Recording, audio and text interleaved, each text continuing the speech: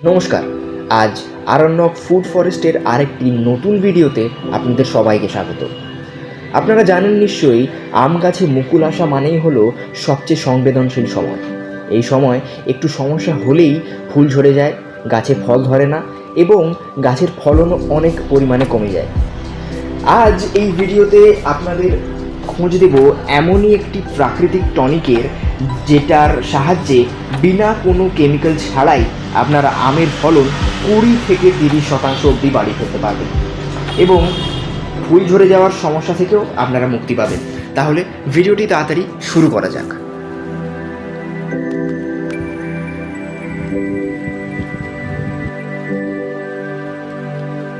এই সমস্ত সমস্যার সমাধান করার জন্য জীবামৃত হলো খুবই কার্যকর একটি টনিক।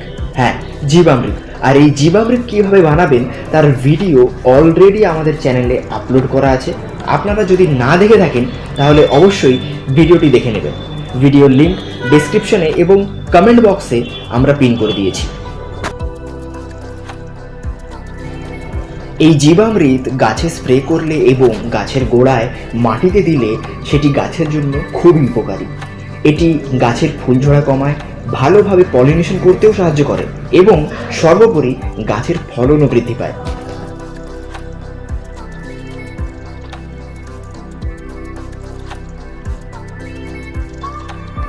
জীবামৃত স্প্রে করার জন্য একটি ড্রামে 9 লিটার জল এবং তাতে 1 লিটার জীবামৃত মেশাতে হবে, দিয়ে ভালো করে পুরো গাছের উপর স্প্রে করতে হবে এবং গাছের গোড়ায় ভালো করে জীবামৃতটি দিতে হবে।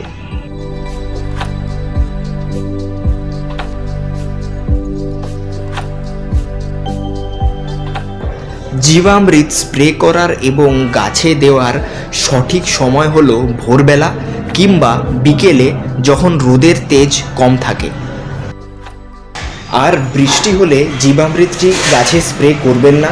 বৃষ্টির জলে জীবামৃত গাছ থেকে ধুয়ে যাবে, কোনো কাজেই লাগবে না গাছের জন্য।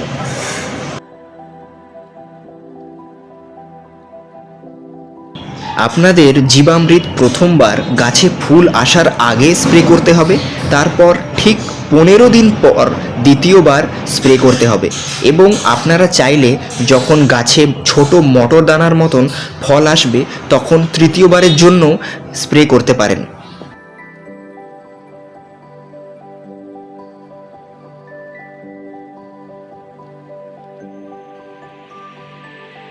তাহলে যারা নিরাপদভাবে বিনা কোনো কেমিক্যাল ছাড়াই আমের ফলন বাড়াতে চান, তাদের জন্য জীবামৃত হলো খুবই কার্যকরী একটি টনিক। আশা করি ভিডিওটি আপনাদের ভালো লেগেছে।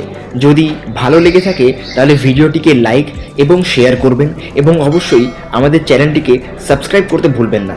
ধন্যবাদ।